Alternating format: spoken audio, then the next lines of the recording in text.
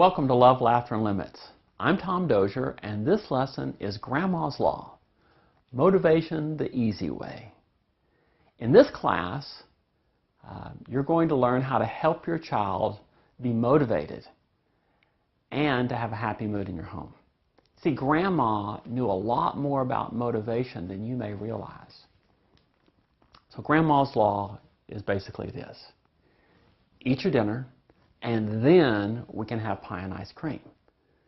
See, doing what's needed, in this case, eating your dinner, is going to produce something that the child would like to have, a preferred activity, meaning, in this case, eating dessert.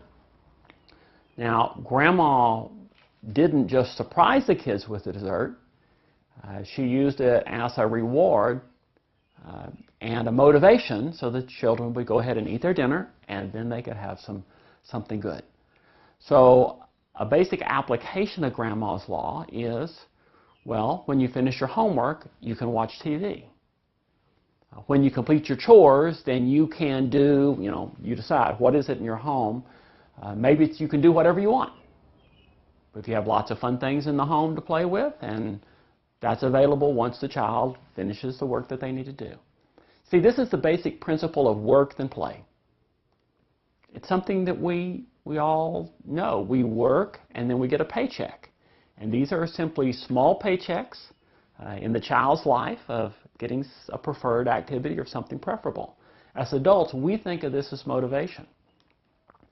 Now, when it comes to behavior, we talk about high probability behaviors. We, the behavior scientists, talk about high probability behaviors and low probability behaviors. As parents, you'd probably talk about this as what the kids want to do and what they don't want to do. So a high probability behavior is a behavior that the child will do on their own when they can just choose what they want to do. So eating snacks, playing, listening to music, watching TV, talking to friends, talking on the phone, texting, using the internet, all of these kind of things are fun for the kids, and so they would be high probability behaviors, behaviors that children would be likely to choose. A low probability behavior, those are the ones that the child can do if they're prompted or rewarded or coerced. But they're just less likely to choose it on their own. Such things as doing homework, taking out the trash or other chores, practicing the piano, cleaning their room. Number of things that kids need to do that they're just not quite as engaging and fun as playing with their friends. Well, you use these in Grandma's Law, and you first do the low probability behavior, what's needed, what they don't really want to do but they need to do, and then they can go do the thing that they want to do that's fun. One way to think about this is to think about this as the first-then principle. First, clear off the dining table, and then we can play with your truck. First, complete your chores, and then something positive. First, go to the potty, and then we'll go out and make a volcano. Now, this is a story I got from a grandpa and about his grandson. His grandson was almost 4, wasn't fully potty trained. And so he had been potty trained very young, even before 2, but there was this battle going on. So he could go to the potty anytime he wanted to. He was just battling with his parents over it. So Grandpa comes in, and Sherrod is just pitching a fit, and he won't go to the potty. When his mom's saying, "You got to go to the potty," "No, I'm not going to go." And so Grandpa says, "Hey, Sherrod, as soon as you go to the potty, we can go outside and make a volcano." And this is a Mentos volcano, and if you've never made one or seen one, go on the internet and search it. It's a really fun thing to do. And just blows the soda out of the bottle. And the next morning, Grandpa showed up, and he said, "Hey, how's Sherrod doing?" And his mother said, "Well, he won't get dressed. He won't go potty, and he won't get dressed." So Grandpa just says, "Hey, Sherrod, as soon as you go potty and get dressed, we can go outside and play."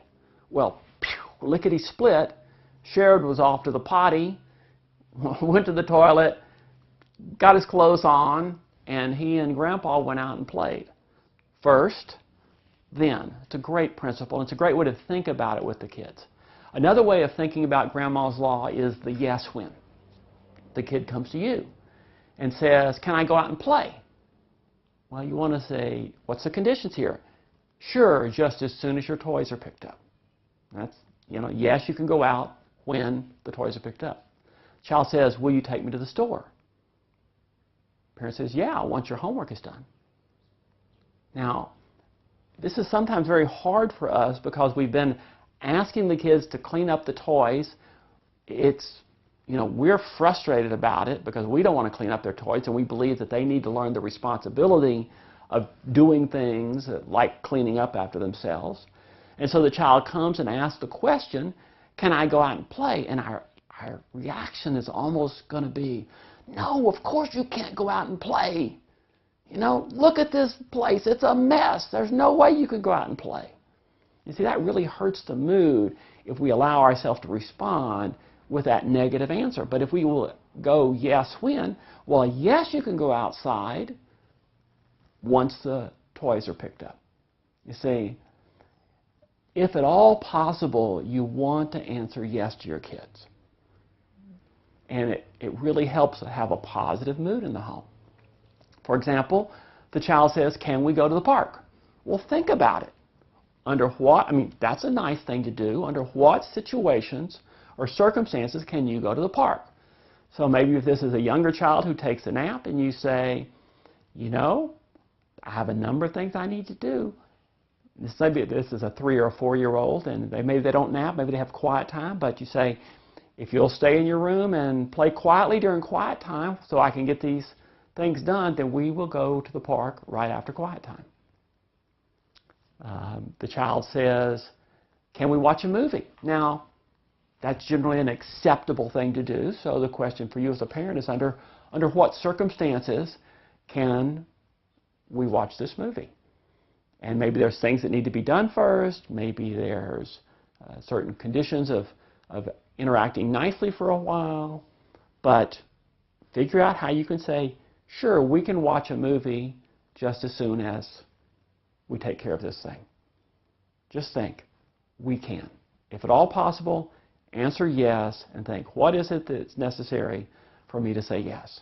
This gives a much more positive mood in the home when you're thinking, what does it take so we can, rather than going, no, of course we can't, because everybody's behaving too badly.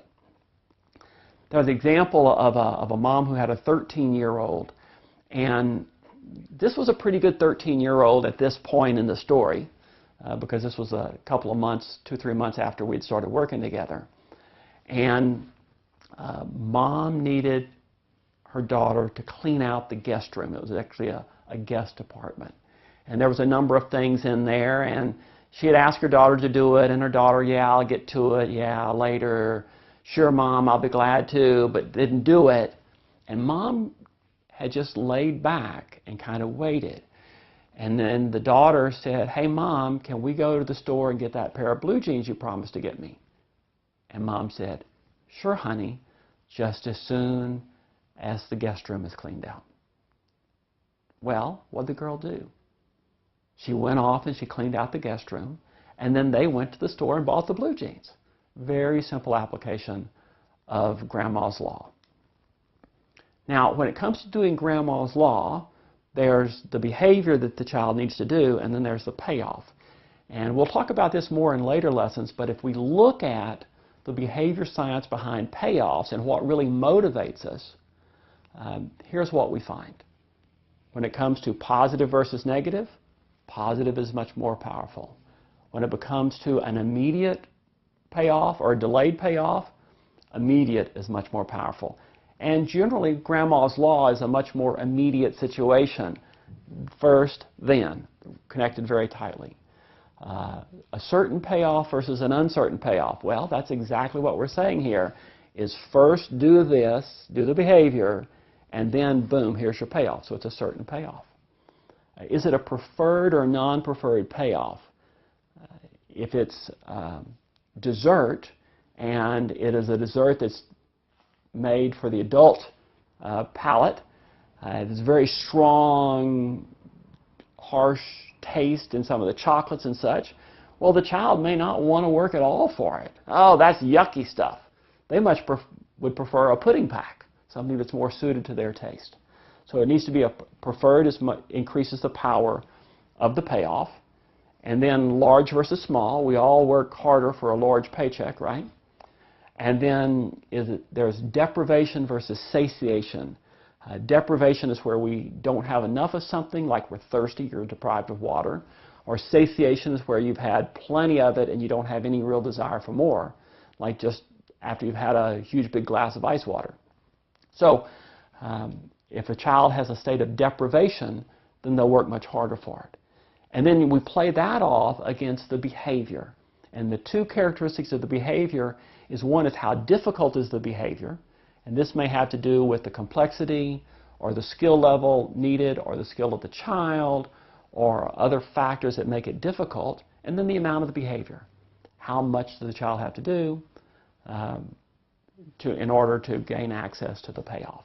And so we can play off the behavior characteristics with the payoff characteristics, and generally with Grandma's Law, we can help our children behave well. Now, remember that the research has shown that the most effective way to reduce problem behavior in children is to teach and build desirable behavior.